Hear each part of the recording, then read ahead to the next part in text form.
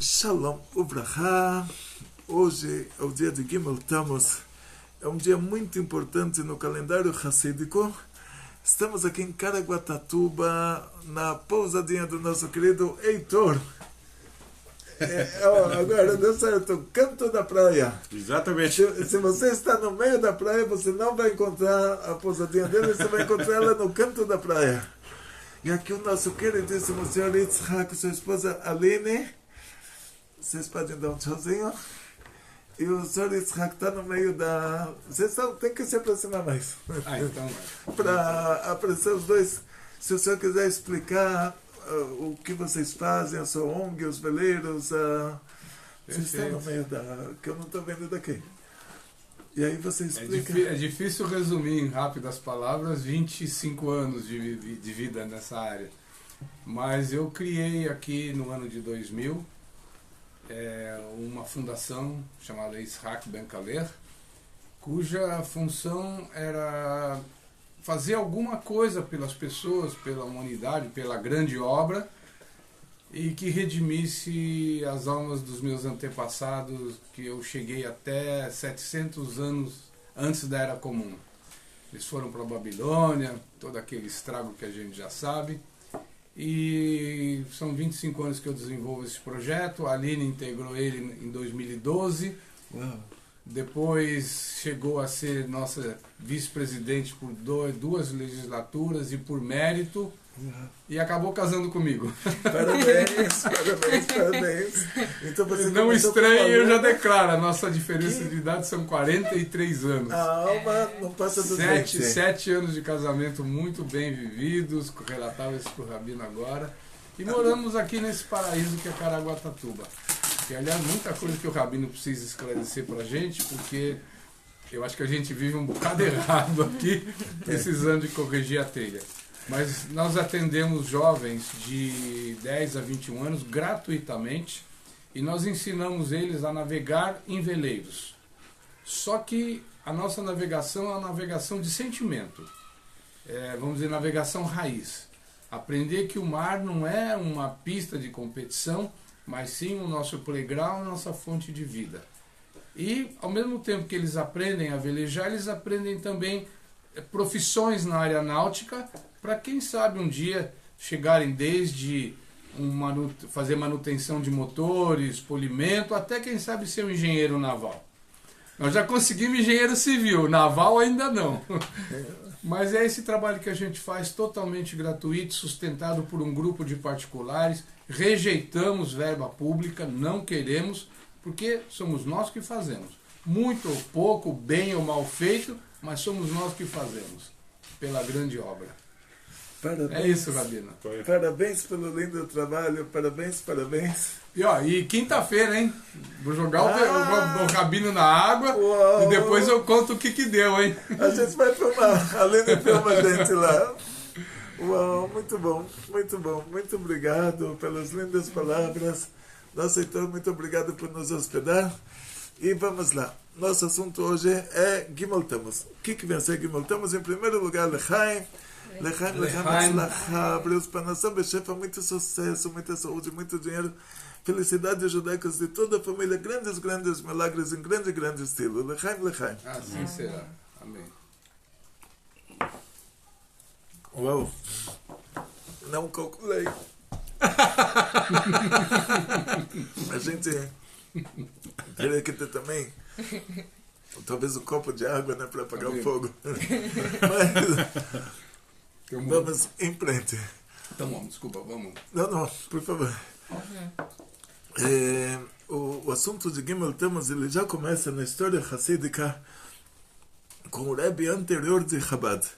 O Rebbe Yosef Yitzhak, a gente chama ele pelas iniciais do nome dele, o Rebbe Arayat.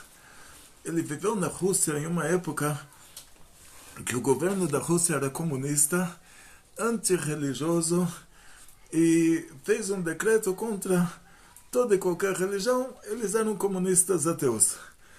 O Rebbe Arayat, ele divulgou a Torá na Rússia e ele motivou os judeus da Rússia a continuarem estudando Torá e cumprindo os mandamentos divinos. E, afinal das contas, o governo descobriu que por trás de tudo isso estava o Rebbe Arayat, e condenaram ele à morte. Nesse dia de Gimel Tammuz, depois de muito esforço internacional para salvar o Rebbe, no dia de 3 de Tammuz, a palavra Gimel, quer dizer, a letra Gimel em hebraico, que é o número 3. Em hebraico não tem letras e números como nos outros idiomas. Em hebraico, as letras são os números. Então, Gimel Tammuz, o 3 de Tammuz, o Rebbe anterior, ele foi libertado, foi cancelada a pena de morte. Depois, no dia 12 e 13 de Tammuz, ele foi libertado da Rússia, conseguiu sair de lá da Rússia soviética. Posteriormente, nós temos o grande tzadik, o genro do Rebbe anterior, que é o Rebbe Menachem Mendel de Lubavitch, o Rebbe de Lubavitch. Esse grande tzadik, ele se casou com a filha do Rebbe anterior de Lubavitch, e ele se tornou o Rebbe de Lubavitch quando o Rebbe anterior faleceu. E nosso Rebbe,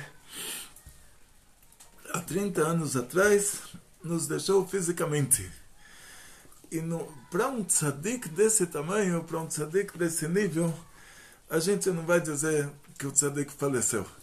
A gente diz que ele nos deixou fisicamente porque ele já está numa dimensão que não é problema para ele aparecer aqui e voltar para lá. Aonde ele quiser estar, ele está. Então vou dar para vocês o exemplo de Eliyahu Navi, o profeta Elias. Está escrito que ele não morreu. Ele subiu numa carruagem de fogo e atravessou a estratosfera, e já se passaram 2.800 anos e a Gemara fala, ele não morreu. Por quê? Ele está acima desse assunto de vida e morte. Cada um de nós é uma alma. O corpo é a roupa. Quando um judeu falece, o costume é se rasgar a roupa, para demonstrar que ele simplesmente deixou uma roupa de mais prazo de validade já terminado, e agora ele vai receber uma roupa nova. E essa roupa nova, quando a alma sai desse mundo, a alma somos nós, cada um de nós é alma, o corpo é equipamento, é o veleiro. Na hora que a pessoa está dirigindo o veleiro, ele não fala uau. Na hora que Deus me livre, na hora que o veleiro já apodrece, aí ele precisa de um novo veleiro. Ele não vai falar, o veleiro apodreceu, então já acabou. Ele troca de veleiro. A gente vai trocando de corpos. A alma, ela é comparada à luz. Então nós começamos lá em cima, no nível mais alto, que vamos chamar esse nível de a essência divina. Nesse nível de essência divina, Deus é a essência do bem, a natureza do bem é fazer o bem, e não existe nada mais do que isso. Deus é a essência do bem. Aí acontece o primeiro tzimtzum, a primeira ocultação. E esse primeiro tzimtzum, que para Deus descer até nós, aí vamos passar por alguns desencadeamentos. O primeiro tzimtzum, a primeira ocultação, a gente traduz isso como eu não sei a palavra em português, é uma... Reencarnação. Não, ainda não chegamos na carne. Por enquanto estamos falando de Deus no mais alto nível, a essência divina, Deus é a essência do bem. Então acontece uma contração. Uma contração, o que quer dizer? Que até, vamos chamar Deus de Hashem. Hashem em hebraico quer dizer o nome, porque a gente não costuma falar o nome de Deus assim, para não ser uma coisa em vão, quando a gente não está falando um versículo da Torá assim explicitamente. Então, Hashem, Deus é a essência do bem, a natureza do bem é fazer o bem, e até a primeira descida, dar a possibilidade de sermos criados, essa primeira descida vai ser chamada de o Tzimtzum. A Tzimtzum Gadol, o grande Tzimtzum, a grande contração. A gente vai chamar isso de contração, mas na verdade não é uma contração, é uma ocultação. Deus continua sendo infinito, ele continua estando em qualquer lugar, mas acontece uma ocultação. essa ocultação ela dá origem aos receptáculos.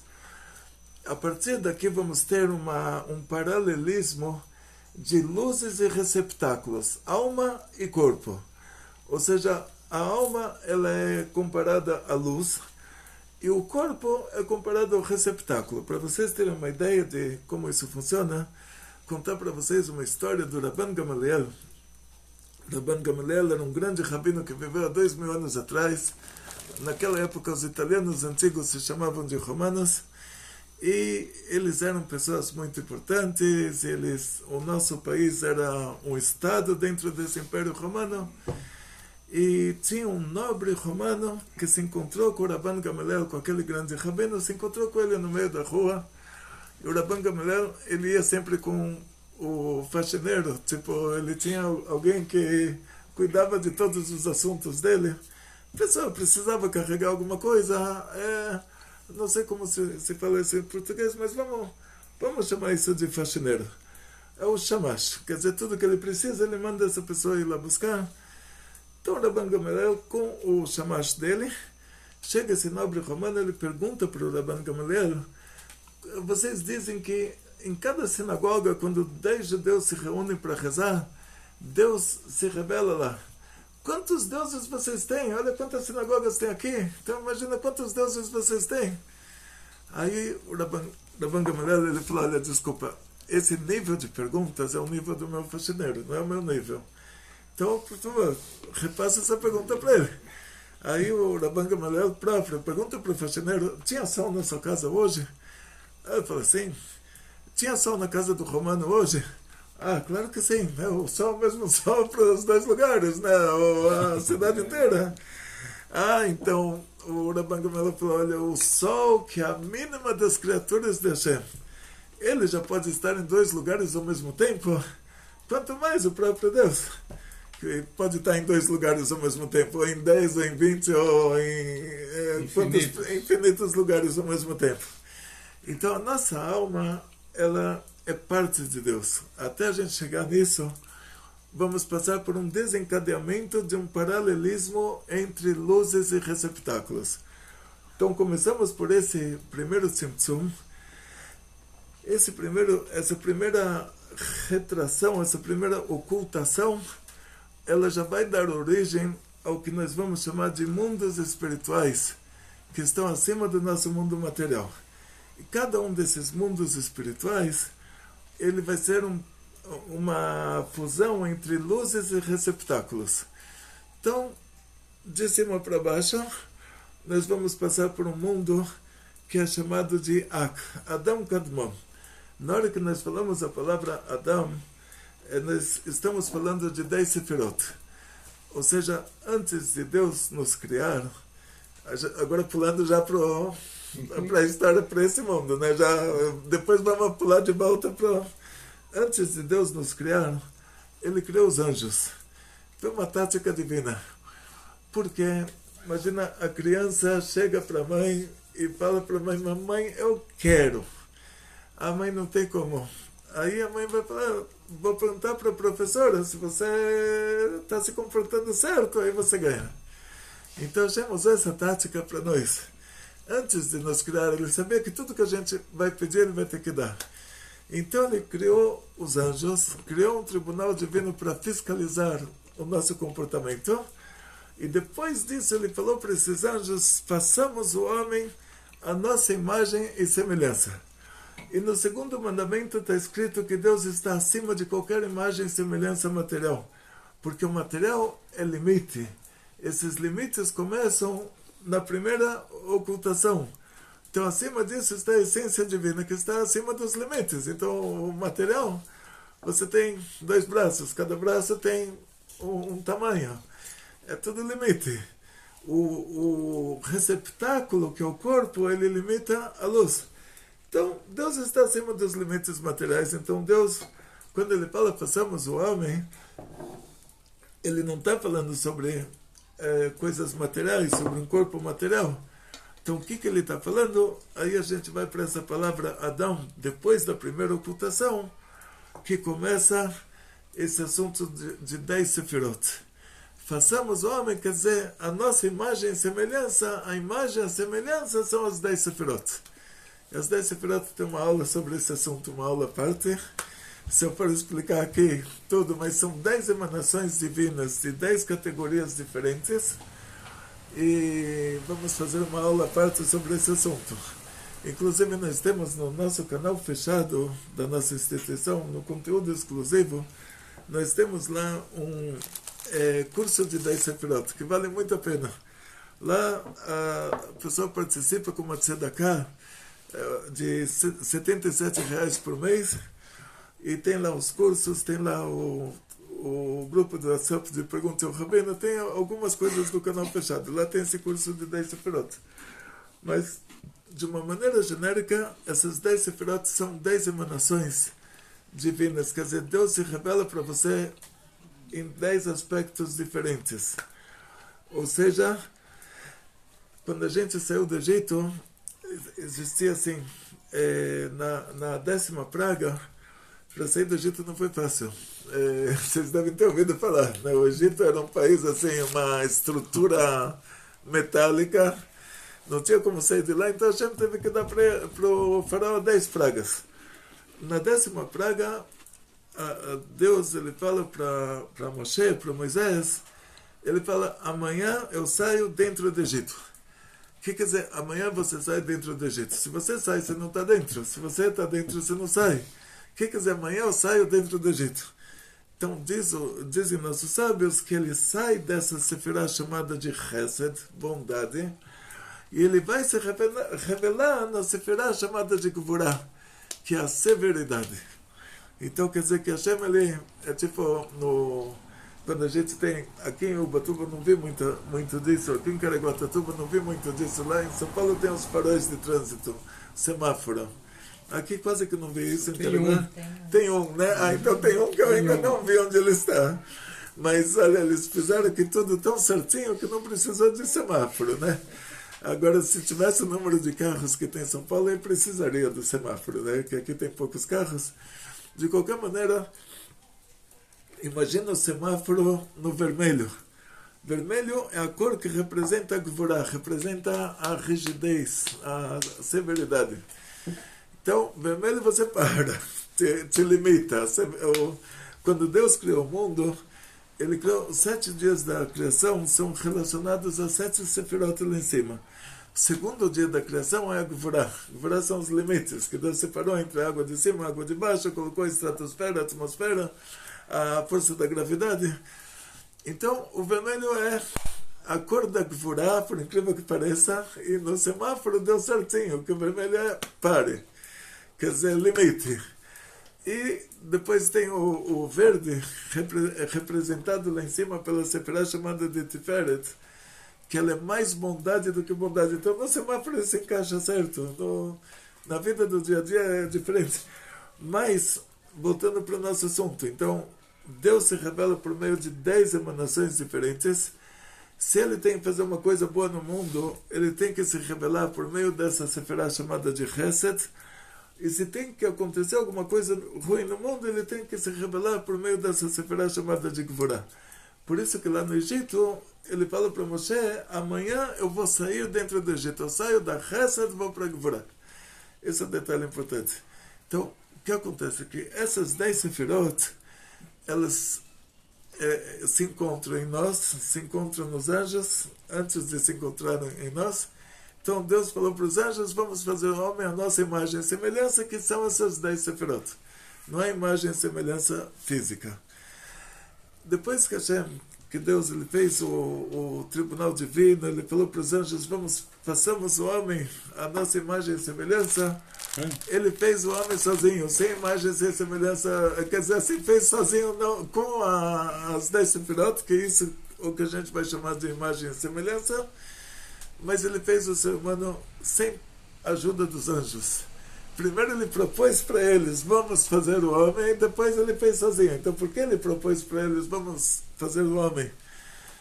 Tem na tradução, aparece lá façamos, mas esse façamos é um português de 500 anos atrás. Tinha um João Ferreira de Almeida, um português que morou na Indonésia, nunca viu um judeu na vida. e teve que traduzir a Bíblia para português sem ter visto um judeu. Quer dizer, ele teve um monte de erros lá, e por não ter convivido numa comunidade judaica. Mas o português deles de 500 anos atrás era um português dessa categoria. Hoje você diria assim, vamos fazer o homem. Você não vai falar passamos. Vai falar passamos, vai perguntar quantos anos você tem, 200, 300? Então, na prática, gente, eu trouxe três aqui porque é para abrir e distribuir, não é? Tem lá o Simpson lá em cima, né? A retração. Depois da gravação vem a pizza. Tá vendo? Tá vendo? Nós precisamos achar a coxa. É isso, em breve, se Deus quiser. Então, voltando para o nosso assunto.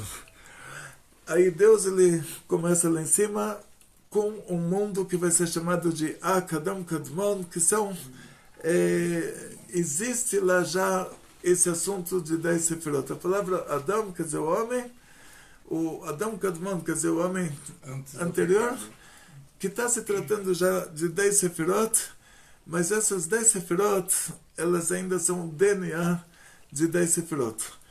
E aí a gente chega um mundo abaixo, que vai ser chamado de Olama Akudim, que são as 10 sefirot em um único receptáculo. Depois um mundo abaixo, que vai ser chamado de Olama Nikudim, esse mundo vai ser chamado depois de mundo do Tou, que são as 10 sefirot, cada uma no seu receptáculo, e lá acontece um fenômeno cabalístico chamado de a quebra dos receptáculos, e essas luzes elas caem para baixo, e a partir disso vai começar uma nova ordem de criação chamada de o mundo do concerto. Então vai começar por um mundo de Atzilut, que está abaixo desse Olama Nekudim, desse mundo dos pontos. Olama Nekudim é o mundo dos pontos, que lá as Sefirot, elas são comparadas a pontos, que elas não têm nenhuma conexão uma com a outra, e se tivesse conexão já não seria um ponto, já seria um cave. E por isso teve a quebra dos receptáculos, as luzes caíram, aí a gente chega no mundo de Atzilut. Nesse mundo de Atzilut você recebe a sua identidade própria. Você se torna parte de Deus. Acima disso você é Deus, você é brilho do sol no sol. No mundo de Atzilut você se torna parte de Deus. Aí é a fonte da nossa alma divina, a fonte de nós próprios. Você é você porque no mundo de Atzilut você recebe a sua identidade própria, mas lá isso ainda não é uma coisa importante. Você sabe que você existe, mas isso não é uma coisa importante. A gente desce para o mundo de Briá, lá já existem os anjos, os serafim, que são os anjos do primeiro escalão, Gabriel, Michael, Rafael. Eles não têm essas roupas do Museu de Arte Sacra, que é colete à prova de flechas de exército romano e saia de couro. Eles não se vestem assim. Eles não são esses que vocês viram no Museu de Arte Sacra, são muito acima desses conceitos materiais. Depois desce um mundo abaixo, que é o mundo da Yetzirah. Os anjos de lá já são chamados de Hayot HaKodesh, como você diz assim, animais sagrados, porque eles relativos aos serafim, que são os anjos do primeiro escalão, Gabriel, Rafael. A palavra saraf em hebraico quer dizer queimante. Serafim é o plural, o im em hebraico é o plural. Então, serafim quer dizer anjos queimantes. Então, o que quer dizer anjos queimantes? Que eles tentam subir um nível acima e não conseguem, eles se queimam. Mas continuam em ordem, né? Não é que não desaparecem por causa disso. Depois, no mundo de Yetzirah, os anjos são chamados de Hayot HaKodesh, de animais sagrados. Quer dizer, eles relativos aos anjos da Briá, eles são como um animal relativo ao ser humano. E os anjos do lado espiritual do nosso mundo, que é o mundo de Asiá, eles são chamados de Ofanim, que é o eixo da carruagem. Ou seja, eles relativos aos anjos do mundo superior ao deles, é como o vegetal em relação ao animal, e o Hayot HaKodesh em relação ao serafim é como o animal em relação ao ser humano. Essa é a relatividade. E chegamos no nosso mundo de Asiá, então você é uma alma que começa no mundo de Atzilut e você recebe um corpo material. Agora, quando a gente vai fazer o caminho reverso, quando a gente vai sair do mundo de Asiá, então a nossa alma tem um prazo de... O corpo tem um prazo de validade. A alma não tem prazo, a alma é eterna. A alma não tem prazo de validade. A alma tem... Deus fez o Adão e a Eva com 20 anos de idade. Então a nossa alma foi colocada lá nessas condições. A alma, ela não envelhece, ela está lá com 20 anos de idade, jovem, reluzente, refinada. E o nosso corpo, ele está escrito depois do dilúvio que Hashem falou para o Noah que os dias da nossa vida vão ser 120 anos. Depois o rei Davi, ele corrigiu isso. Ele falou, pera, não tem o Tiflala Moshe. Moshe Rabbeinu, ele viveu 120 anos. Moshe Rabbeinu. Mas nesse Tilim 90, nesse Salmo número 90, o rei Davi fala, os dias da nossa vida são 70 anos e se formos muito fortes vão ser 80 anos. E aparentemente vai contra, se a Torá fala 120, como ele pode falar 70, 80? Aí, diz o Zohar, ele está se referindo a Sefirot lá em cima. Que cada 10 anos da nossa vida, a gente recebe a vitalidade de uma dessas Sefirot. Então, os primeiros 10 anos é Chesed, bondade. A criança nasce, todo mundo lá fofinho, fofinho, e ele já mama da mamãe, ele vai crescendo e aprende a andar, e a vida é boa, 10 primeiros anos. Depois dos 10 segundos anos já é Gvurah. Aí ele já começa já é um adolescente, já tem bronca daqui, bronca de lá, até que ele casa, começa a trabalhar. Depois dos 20 aos 30 é Tiferet, ele já tem a família montada, e já... Até chegar aos 70, ele recebe a vitalidade dessas 7 sefirot, que é a Chesed, Gvurah, Tiferet, Netzach, Hod, Yesod e Malchut. Se a raiz da alma dele é a Gvurah lá em cima, aí ele vai até os 80, ainda recebe a vitalidade dessa sefirot. E a partir daí é bônus. Ele se comportou bem, vive assim na conta do bônus lá de cima. Tá fazendo coisas para justificar. Ou seja, assim, todo mundo tem direito, de acordo com o rei Davi e o Zohar, ele explica isso, como funciona, todo mundo tem direito a 70, 80. Agora, mais do que isso, para chegar aos 120, ele tem que ter já um mérito lá em cima. Uma coisa interessante. Mas a gente se aprofundando mais nisso, nós vamos entender o seguinte, que a alma, ela é comparada à luz. A luz, ela não é perecível. O corpo é comparado ao receptáculo. Então, quando falamos sobre um tzadik, que a pessoa que ele está no mais alto nível de alma, para uma pessoa como o profeta Elias, que a história conta, o Tanakh nos conta que ele é uma das 11 pessoas que não morreu. Tipo, subiu vivo para o céu, mas ele tem que trocar de corpo, porque esse corpo material não tem como interagir lá, que é outra dimensão. O corpo de lá não tem como interagir aqui. Então, às vezes ele aparece aqui nesse mundo como alma, quando tem um Brit Milá, uma circuncisão, então ele é obrigado a estar... Deus decretou para ele que ele, em vida, ele falou que o povo de Israel não está fazendo o Brit Milá. Então ele é obrigado a presenciar todo o Brit Milá, toda a circuncisão. Aí ele aparece em alma, sem corpo. Que quer dizer, ele está lá, mas não tem como interagir, não tem como levantar o copo, não tem como colocar, encher o copo. A alma sem corpo, ela não tem como interagir nesse mundo. Ele está aqui, ele está feliz, ele está com a gente, mas ele não tem como mexer alguma coisa. Para ele poder mexer alguma coisa nesse mundo, tem que ter um corpo material. Para poder mexer alguma coisa no mundo de cima, tem que ter um corpo espiritual. Mas tem que ter luz e receptáculo. A luz sozinha, a alma, é você. Mas você sem corpo, você não tem como interagir, você não tem como usufruir dos prazeres do mundo de cima, e você não tem como interagir no mundo de baixo. Você já colocou o segundo Lechaim? O Rebbe falou 3 copinhos, tá? Tá 3, tudo bem, tá tudo 3, bem. mais do que 3 aí, não conta pra ninguém. Lechaim, Atzlachá, Briut, Panassá, Beshefa, muito sucesso, muita saúde, muito dinheiro, felicidades judaicas de toda a família, grandes milagres em grande estilo. Lechaim. Que assim seja, amém.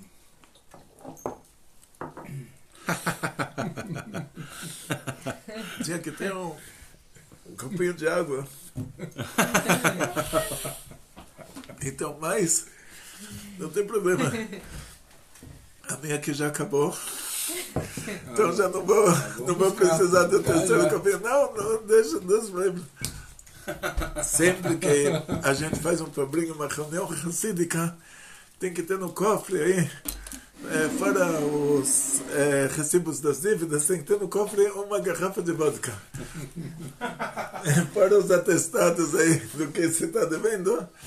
Então, na prática, 51 que tem BDK, né? Olha, BDK, 51 BDK. Olha, você já aprendeu, isso é importante. Isso tem que ser caché. Sendo caché. Essa não aprendeu, essa me ensinou. Tem que ser, olha que maravilha, que coisa maravilhosa. Que coisa maravilhosa. Então, voltando para o nosso assunto aqui, que é muito importante, luzes e receptáculos. Eliyahu Navi, profeta Elias, então ele aparece em qualquer lugar, só alma, quer dizer, alma sem corpo. E o Rabbi Shimon Bar Yochai, que escreveu o Zohar, um dia ele pediu para o profeta Elias para ele vir para esse mundo, para a aula dele, do Rabbi Shimon Bar Yochai, que escreveu o Zohar, e o profeta Elias não apareceu. Aí o Rabbi Shimon Bar Yochai depois se encontra com ele e pergunta para ele: por que você não esteve na minha aula? A gente está falando assim, o Rabbi Shimon Bar Yochai viveu 2000 anos atrás. A época do Eliyahu Navi é mais de 800 anos antes. Quer dizer, ele já viria, por ser uma pessoa que pela Torá ele não morreu, ele já apareceria como alma para a aula, ele ouviria a aula, ele daria a opinião dele sobre essa aula, mas ele não teria como interagir. Só que ele não apareceu nem alma, nada. Rabbi Shimon Bar Yochai pergunta para ele depois: por que você não veio para a minha aula? Era uma coisa tão importante, eu queria a sua opinião, que eu estou falando sobre coisas lá de cima, então eu preciso de alguém lá de cima para atestar que eu estou falando certo. Aí ele falou: naquele dia eu tinha que aparecer nesse mundo com meu corpo material, porque eu tinha que salvar o Rav Amnon Saba, e eu precisava estar no meu corpo material para isso. E na hora que eu estou no meu corpo material, eu não tenho como estar em 2 lugares ao mesmo tempo, porque o corpo material é um limite. Então, uma alma sem corpo, ela não está limitada. Ela pode estar em 2 lugares ao mesmo tempo. Há exemplos sendo que a alma é parte de Deus, sendo que Deus pode estar em todos os lugares ao mesmo tempo, como no exemplo do Rabban Gamaliel, que o sol ele ilumina as casas de todos. Então a nossa alma é comparada, é uma parte de Deus, então da mesma maneira que Deus está em todo lugar, a nossa alma pode estar em todo lugar, enquanto que na hora que a alma está num corpo, ela está limitada àquele lugar específico. Então agora a gente chegou no assunto de o que é um tzadik. Porque a gente fala que o nosso Rebbe, o Rebbe de Lubavitch, ele está acima dos conceitos materiais, porque o Rabbi Shimon Bar Yochai, ele falou que tem um tzadik que ele é o maior de todos. O tzadik quer dizer a pessoa mais elevada espiritualmente. Um tzadik que ele é o mais elevado de todos. Então esse tzadik ele é uma pessoa que está nesses padrões, que ele está acima dos limites. Então isso que eu queria contar para vocês em relação ao Gimel Tammuz, que o Rebbe nesse dia nos deixou fisicamente. A gente não usa para o Rebbe a palavra morreu. Morreu é uma pessoa normal. Agora, um tzadik, Que acabou. morreu, tem que esperar até ressuscitar. Não pode. Vai ter a ressurreição dos mortos, profecia do profeta Heskel. Então, o que acontece? O que quer dizer morreu? Quer dizer, o corpo foi para o túmulo, a pessoa que estava vestido no corpo Então a roupa vai pro depósito lá, ele sobe para um baixo paraíso, o mundo da Yetzirah, onde os anjos de lá são chamados de Reot HaKodesh. E lá, 1 hora no mundo da Yetzirah é como 70 anos dos maiores prazeres aqui nesse mundo. Ou ele sobe para o mundo da Briá, que 1 hora lá é como 70 anos no mundo da Yetzirah. E ele está lá no hotel de 5 estrelas até a ressurreição dos mortos. Por que os mortos precisam ressuscitar? Já está bom para ele lá. O que ele precisa ressuscitar para quê? Aí a gente vai chegar num segredo que isso é a coisa mais importante. Com isso eu termino, aí vocês fazem as perguntas. O segredo é o seguinte: se a raiz da nossa alma é o mundo de Atzilut, então na hora que a gente desce para esse mundo para fazer um trabalho, você cumpre os mandamentos divinos e Hashem ele te paga, te dá uma recompensa. Qual vai ser a sua recompensa? Você vai voltar para o mundo de Yetzirah, para o mundo da Briá. Você ainda não chegou no mundo de Yetzirah, você ainda não recebeu de volta o que você tinha, então isso ainda não é recompensa. Para pagar para a gente pelo que a gente fez, Hashem, Deus, ele tem que dar para nós um nível acima do nível que é a raiz da sua alma. Mas acima do nível que é a raiz da sua alma, a gente vira Deus, a gente é brilho do sol no sol. A gente perde a nossa identidade própria. A gente já não é mais parte de Deus, a gente já é brilho do sol no sol, quer dizer, a gente já é o próprio Deus. Não individualmente. A sua individualidade começa no mundo de Atzilut. Acima disso, você é o brilho do sol no sol. O que quer dizer o brilho do sol no sol? É o próprio sol. Agora, o brilho do sol na Terra, que ele tem uma individualidade, que você pode falar, olha, agora está dia, depois está noite. Isso é a nossa alma a partir do mundo de Atzilut. Para dar para a gente o que a gente já tinha, isso não é pagar pelo trabalho. Então, Hashem, Deus, ele tem que dar para a gente um nível acima da nossa raiz. O nível acima da nossa raiz a gente não tem como sofrer, que lá a gente já não existe mais. Então a gente vai ter que ressuscitar, porque no mérito do trabalho que você fez, sendo que o nosso corpo, a raiz dele está na quebra dos receptáculos, do mundo que está acima do mundo de Atzilut. A nossa alma animal que a gente tem, que é o software do corpo, a raiz dela também está na quebra dos receptáculos. O corpo ressuscitando, e já não vai ser como hoje, né, esse perecível, que o perecível é a partir que o Adão e a Eva eles comeram a fruta do Etz Hadat, o corpo ficou perecível. O corpo ressuscitando já não vai mais ser perecível, e por meio dele você vai conseguir usufruir de um nível acima do nível da raiz da nossa alma. Ele vai ser um filtro para isso. Por isso que a gente vai ter que ressuscitar. Tudo isso eu falei para vocês de uma maneira super genérica.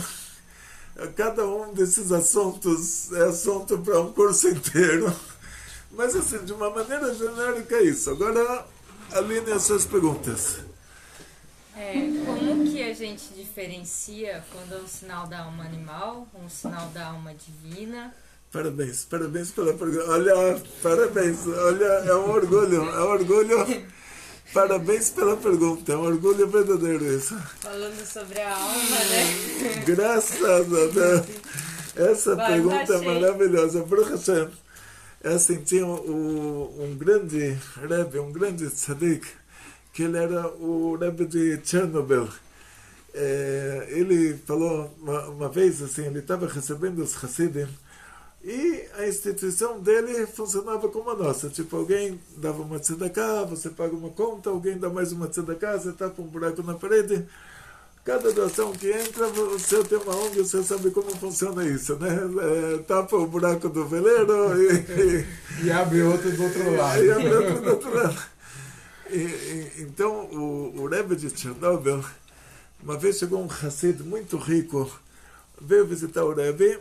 Então o Gabay, que é o responsável pela instituição, é tipo o senhor e a Aline, né? Que ela é responsável, o senhor é o CEO. Exato. Então o Gabay, que era o responsável, ele tinha a lista das contas que precisava pagar.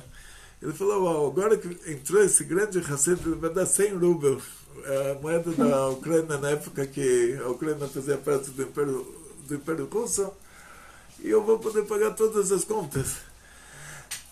Então entrou esse Hassid muito grande, e o Gabbai sabia que ele deu 100 rubel de tzedakah, e depois entrou uma senhora que precisava, uma viúva, precisava casar a filha, tinha um bom partido para a filha, mas se não tivesse como fazer esse casamento rápido, Deus me livre, vai saber se ela ia perder o noivo ou não. Então ela chorou para o Rebbe, está no desespero, ela precisa da parte dela no casamento. Aí o Rebbe pediu para ela esperar lá fora um pouquinho, e aí ele fez os cálculos. O cálculo dele foi o seguinte: quando esse Hassid deu 100 rubel para mim, o que eu imaginei? Vou pegar esse 100 rubel, vou dar para o meu Gabbai para pagar as contas da instituição. Quando essa mulher chegou, eu imaginei, agora depois dela vai vir mais um, vai ter 10 pessoas nessa situação. Então vou dividir os 100 rubel por 10, vou dar 10 rubel para cada um. Aí ele falou, pera, por que para mim eu fiz um cálculo diferente e para ela eu fiz um cálculo diferente? Aí ele descobriu a diferença entre a alma divina e a alma animal. Ele falou, na hora que a alma animal, imagina você coloca um osso no meio de 10 cachorros. Cada cachorro vai querer osso para si próprio. Então a alma animal vai falar, pega tudo para você, paga as suas contas. Depois... Então, a alma animal, então ela falou, pega tudo para você. Então ele falou, por que depois disso ele resolveu dividir em 10 partes? Porque a alma animal falou, se você não vai pegar tudo para você, então pelo menos divide em 10, aí você ganha 10 mitzvot.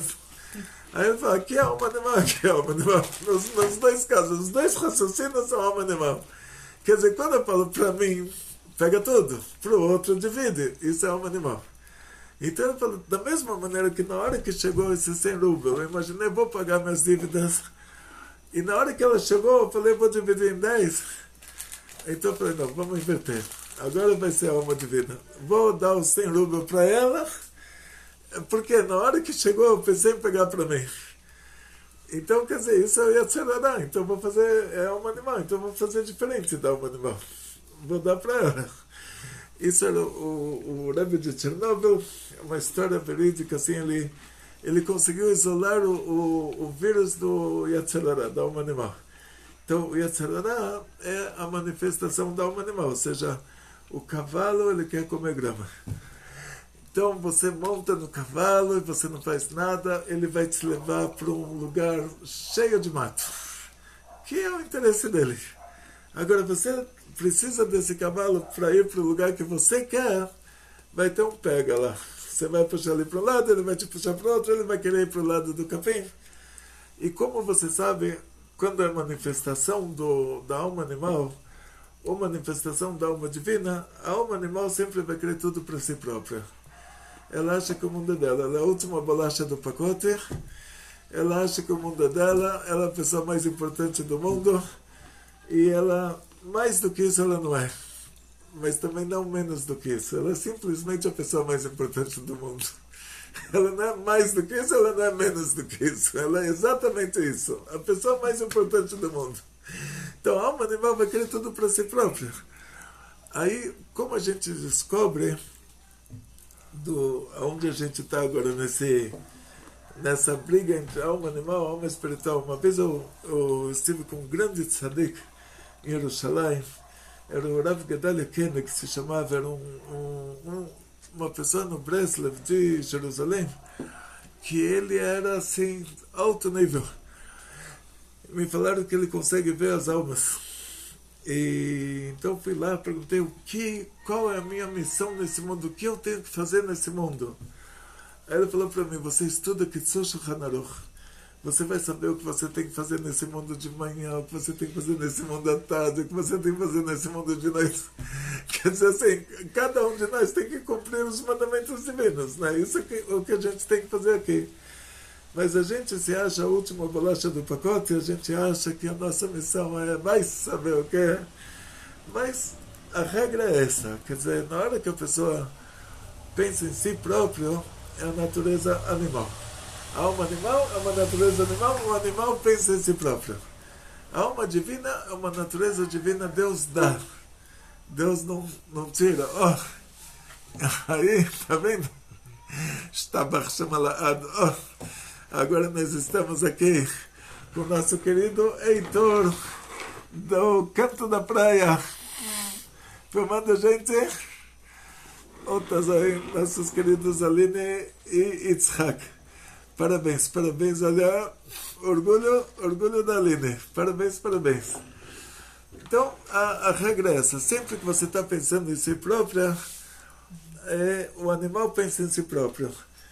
Sempre que você está pensando no outro, tem uma história muito interessante. O Onkelos, que era o sobrinho do Titus, o imperador romano que destruiu o Beit HaMikdash. Esse Onkelos, ele se converteu ao judaísmo. E o Adrianus Caesar, ele ficou com vergonha, como pode ser o sobrinho do Titus, e se converte ao judaísmo. Então mandou uma tropa de romanos para trazer ele de volta para Roma, para resolver isso.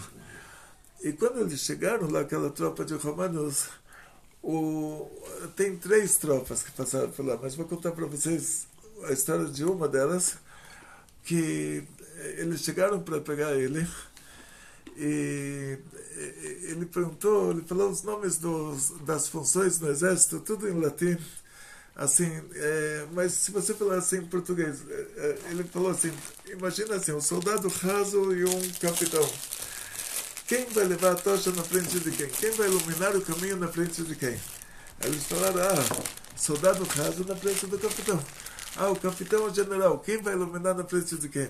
O general na frente, o capitão na frente do general. O general e o imperador. Quem vai iluminar na frente de quem? O general vai iluminar na frente do imperador. Ele falou, quando o nosso povo saiu do Egito, o próprio Deus, ele iluminou o caminho na nossa frente. Quer dizer, olha a humildade divina.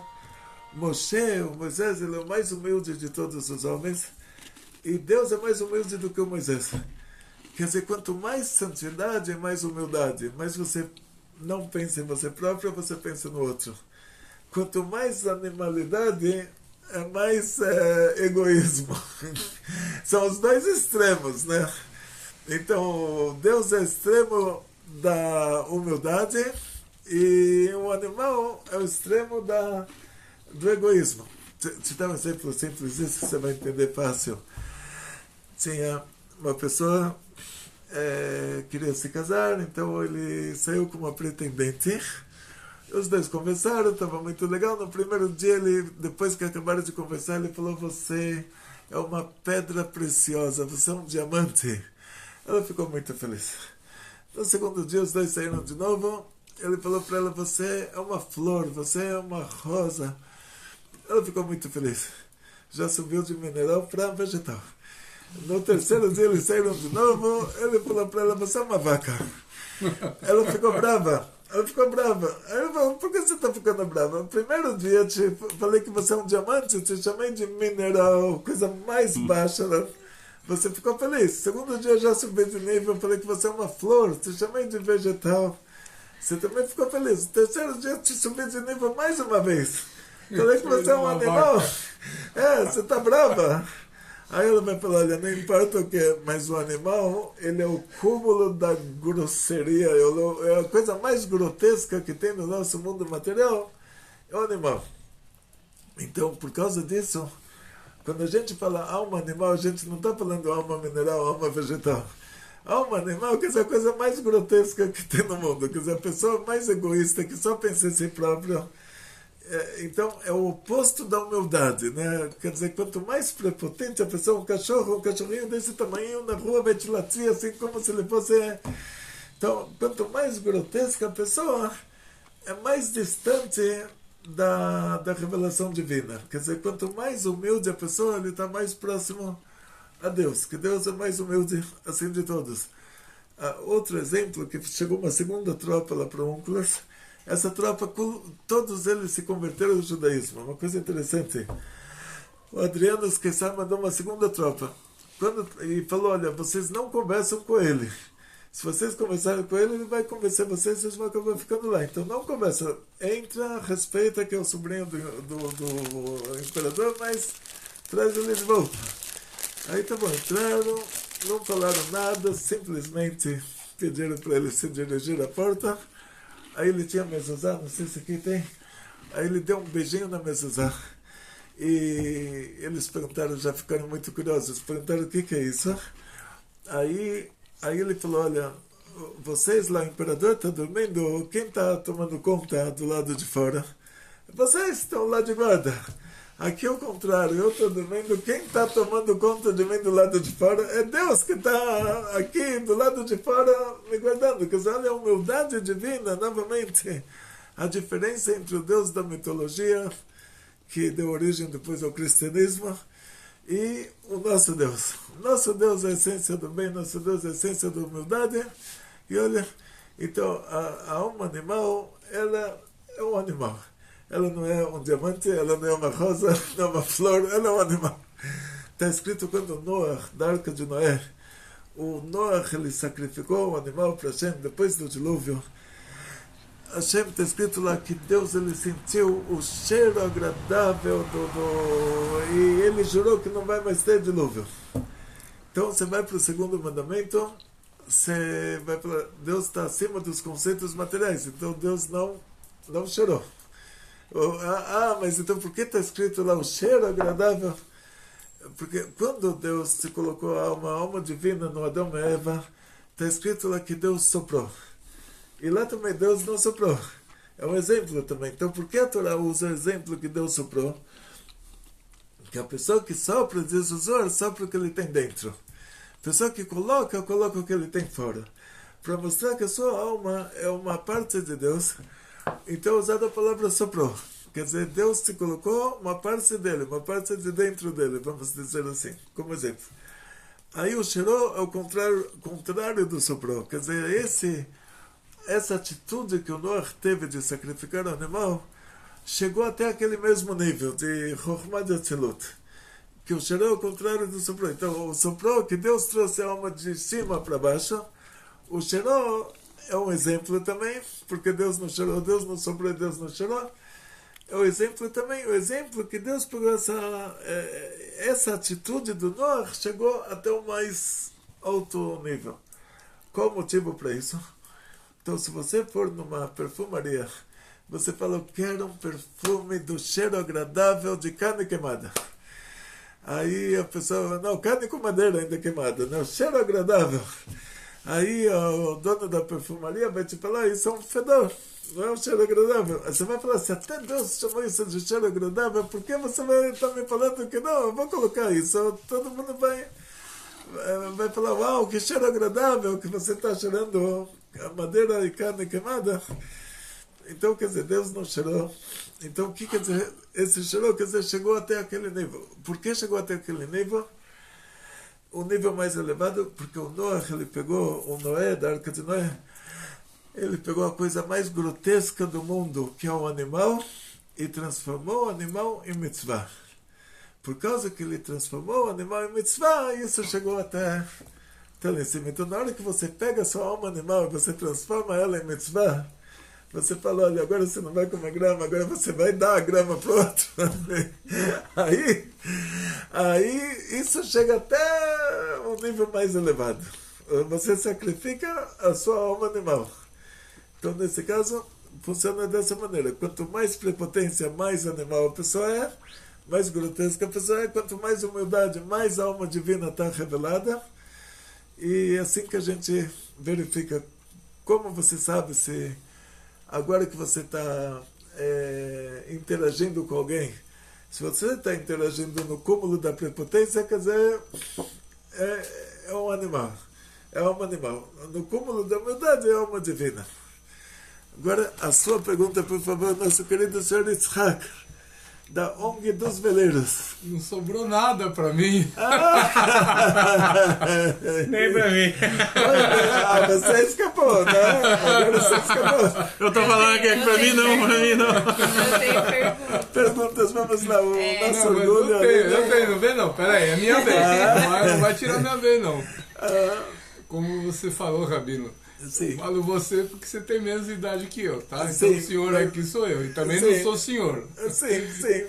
Então, veja só, é lógico que nesse universo todo a gente fatalmente tem muitas e muitas e muitas dúvidas. Sim. Eu me prendo a alguma delas, e aliás, você comentou agora há pouco, uma coisa que eu sempre falo, existe uma diferença muito grande entre a humildade Sim. e uma palavra que eu nem sei se existe em português, que é a humilhalidade. Né? Sim. Se você tomou um tapa, nada Sim. de oferecer o outro lado, mas também não vai dar mais nada. Sim. Simplesmente tira uma lição disso e aprenda na vida. Bom, Sim.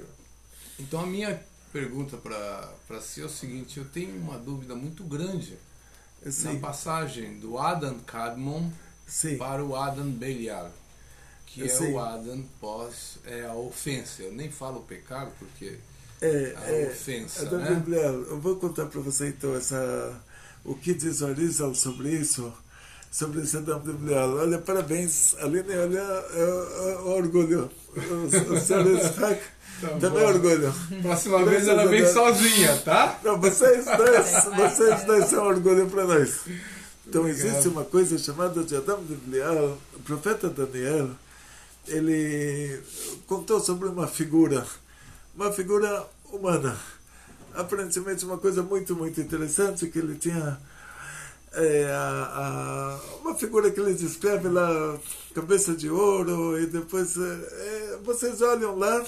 Não tenho os livros aqui em Caraguatatuba comigo, mas ele descreve uma figura que isso seria o mapa do nosso exílio. Ou seja, o Adão e a Eva, eles receberam uma alma. Está escrito que Hashem, Deus, ele fez uma pessoa de terra, e ele, está escrito, ele soprou nas suas narinas uma alma vida.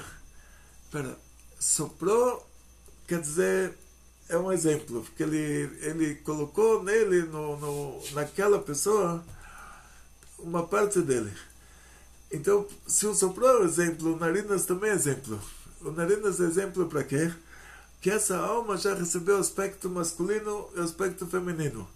Então está escrito, Vaifach, ele soprou, Beapav, nas suas narinas, quer dizer, aspecto feminino e aspecto masculino, Nishmat Reim, quer dizer, uma alma vida, uma alma só. Então o marido e a mulher, a esposa e o marido são a mesma pessoa, é a mesma alma, no aspecto masculino e no aspecto feminino, são dois corpos, mas são uma alma só. Esse detalhe é importante. Continua sendo uma alma só. Quer dizer, quando a sua alma desceu para o mundo, ela tem aspecto masculino, aspecto feminino, e às vezes acontece um caso assim como aconteceu no caso do rei Davi, que a primeira esposa não era o aspecto feminino da alma dele, mas sim a última. Quando ele se casou com Batseba era o aspecto feminino da alma dele. Então, o que acontece na prática, não vamos entrar nesse detalhe, que é uma coisa muito profunda, mas quando Deus fez esse primeiro homem, essa primeira mulher, eles eram uma pessoa só. Hashem colocou neles a alma, aspecto masculino, aspecto feminino, e essa pessoa só eram duas metades, e Hashem separou essas duas metades, uma metade é o Adão, outra metade é a Havá. Quando eles comeram aquela fruta proibida, eles fizeram uma ação no mundo da ação. Então, a ação tipo Moshe Rabbeinu, Hashem falou para ele, quando começaram as 10 pragas no Egito, Deus falou para ele, você dá uma cajadada no rio, e o rio vai virar sangue. Moshe falou, não posso dar cajadada, porque quando era pequeno, minha mãe me colocou numa cestinha, me colocou nesse rio, e aí a minha vida foi salva por causa disso, não posso eu dar uma cajadada no rio. Então, o que Deus tinha que falar para ele? Então vai ser sem cajadada, já vai ser um milagre mesmo. Vai lá no Rio Nilus hoje, dá uma cajadada lá, vê se ele vira sangue. Ia ser um milagre mesmo. Para que precisa da cajadada? Mas Deus falou para ele, não, tem que ter cajadada. Então fala para o seu irmão, para o Arão, para ele dar a cajadada. Mas a cajadada precisa. Porque para trazer de cima para baixo tem que ter uma ação no mundo da ação. A gente é o mundo da ação, o Lama Asiá. Para trazer uma coisa de cima para baixo tem que ter ação. Então, o Arão deu a cajadada, o rio virou sangue. Mas por que hoje, se você dá a cajadada, o rio não vira sangue? Porque naquela hora tinha sincronização. Na hora que tem a sincronização, não é o suficiente ter a sincronização, tem que ter uma ação para trazer essa sincronização para baixo. Da mesma maneira, o Adão e a Eva com aquela fruta. O mundo não era perecível. Você podia tacar uma bomba atômica no Adão e na Eva, eles não iriam falecer. Não ia acontecer nada. E como ele trouxe o mundo para um nível de o mundo se tornar um mundo perecível, ele fez aquela ação de comer aquela fruta que estava sincronizada com uma clipá chamada de clipat noga, que aí o mundo desceu de nível para um mundo perecível. A partir daí, ele vai tendo filhos, ele teve o Caim, o Abel, está escrito que com o Caim nasceu uma irmã gêmea, com o Abel nasceram duas, e 130 anos depois ele teve o Shet, e daí para frente o mundo se torna um mundo povoado. Aí chega a Arca de Noé 10 gerações depois, e o mundo vai se repovoar a partir de 3 famílias, do Shem, do Ham e do Yefet, até chegar a nós. Então, essas almas divinas, que elas são 600 mil matrizes, elas vão se ramificando até dar todo o povo de Israel. Aqui no Brasil você não sabe quem é quem. Aqui 30% dos brasileiros eles são descendentes daqueles cristãos novos. Então tem muita gente que desperta. Agora, se a gente fala sobre um russo na Rússia, a Rússia não tinha Inquisição, não tinha cruzadas, não tinha nada, mistura nenhuma. O russo na Rússia é um homem, você pergunta para ele o que você é, ele vai falar, eu sou um animal racional primata. Você vai falar, parabéns, isso mesmo é o que você é. Você tem uma alma animal, você está correndo atrás da grama, você não está correndo atrás do que é espiritual, você está no caminho contrário, quer dizer, você é o cavalo que puxa para trás enquanto a Aline puxa para frente. E é isso, quer dizer, lá está definido. Agora, quais povos foram definidos na nossa história? Os europeus, Dom Isaac Abarbanel foi um grande tzadik que viveu na Espanha 500 anos atrás. Ele falou, todos os europeus são as tribos de Esav. E todos os tzadikim que vieram depois confirmaram isso, os europeus eles são as tribos de Esav. Nesses lugares que tiveram cruzadas, Inquisição, a gente já não sabe quem é quem porque teve mistura. Na Itália tinha o Império Romano, também teve mistura lá. Mas um russo na Rússia a gente sabe que ele é, a não ser um caso raro de uma alma divina cair no corpo do Goi, ele se converter, como era o caso da Ruth na Torá, isso é um caso raro. Mas o caso normal é que a pessoa já é um judeu, então ele se atrai pelo judaísmo, a alma desperta. Então, vamos chegar. Essas almas divinas, que elas estão em todos esses lugares, estão perdidas por aí, chega uma hora, a alma divina ela desperta, ela fala, eu não sou o cavalo, eu sou o cara que está montado no cavalo, porque eu estou indo para o lado da grama, eu tenho que trazer o cavalo para o lado certo, entende? Então a gente entra nessa situação, quer dizer, vamos dizer assim, a situação que a gente está hoje, ou seja, precisamos de Geulah, temos 10 tribos perdidas, então os povos definidos, os árabes, que são os Bnei Israel, é o Irã e os árabes do Golfo Pérsico, tipo Arábia Saudita, Kuwait, Iraque, aquela região era o Ismael. A Europa são os Bnei Esav, então esses povos são definidos. Agora, os índios brasileiros, você não sabe de onde eles vieram. Pode ser que é tribo judaica que chegou... Sim, agora sim. Eu vou contestar. Então, sim, agora chegou lá. Agora chegou lá. É que, na verdade, eu estou desenvolvendo um estudo a respeito disso, né? E eu já cheguei à conclusão de que tem ramificações com Israel. Principalmente a partir da queda do Segundo Templo, mas já no tempo de Salomão, nós estávamos presentes aqui no local de um rio que começa num grande mar e que ele culminava lá em cima na divisa do Peru, Bolívia e esse país que hoje é chamado Brasil, que vem da madeira Barzel, que é a madeira do pau-brasil. Então, a gente tem aqui até uma palavra que é a Tupinambá, que muita gente pensa que é etnia, mas não foi etnia, era um adjetivo que as tribos novas davam para as tribos antigas, chamando de filhos do primeiro pai. É pra cá, ó. Pra entrar os dois, né? Esse Rabino, eu vou te contar, cara. Então, Aba, Tupinambá, Aba, pai. Então tudo isso tem a ver com essa chegada. Eu estou estudando isso, já cheguei aqui à conclusão que eles estiveram aqui em Caraguatatuba. A Aline descobriu isso num museu holandês, chama-se Tribo dos Guaramumis, e ninguém usava pena, nem nada, eles tinham vestimenta própria, é muita coisa nova, e somos nós que já estivemos aqui, Rabino, tenha toda a certeza disso.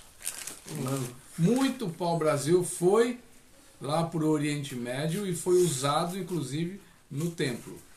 Isso eu tenho certeza, são mais de 3 folhas A4 de bibliografias, tudo de tamanhozinho pequenininho, que falam sobre isso, e eu estou maravilhado com essa história. Que incrível, que incrível.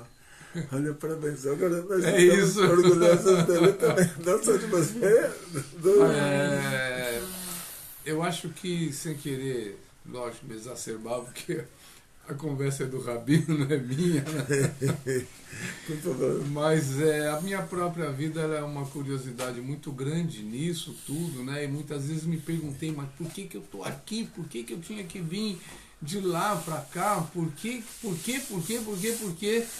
E hoje, aos 73 anos aí, né? Eu chego à conclusão que realmente todos nós temos um destino, todos nós temos desígnios.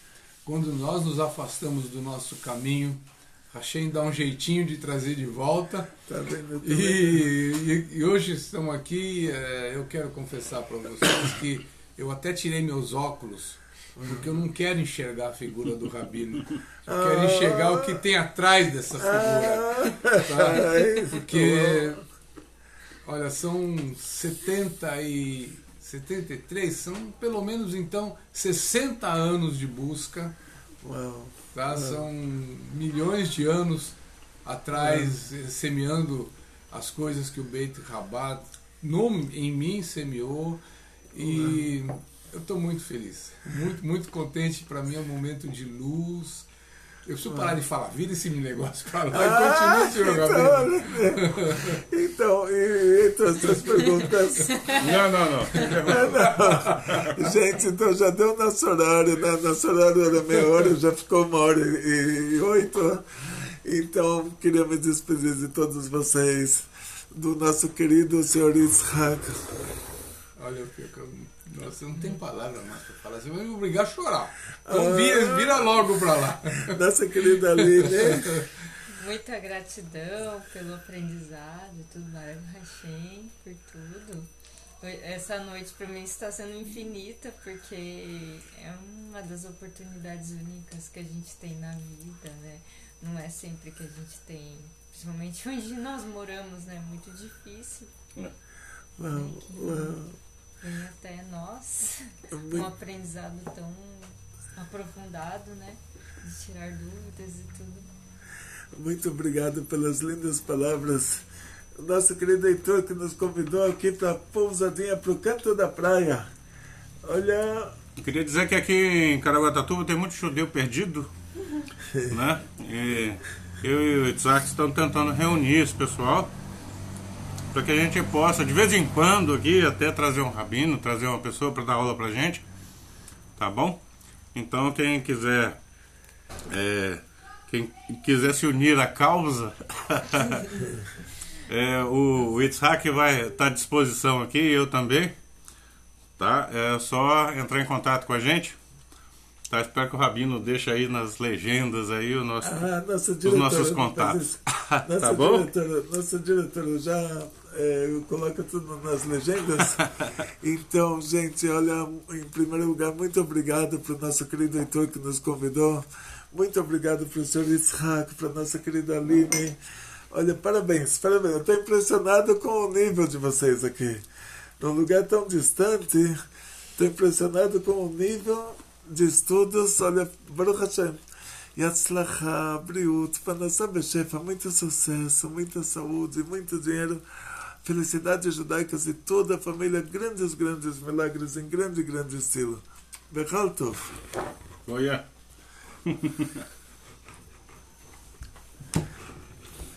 Bechal Tov.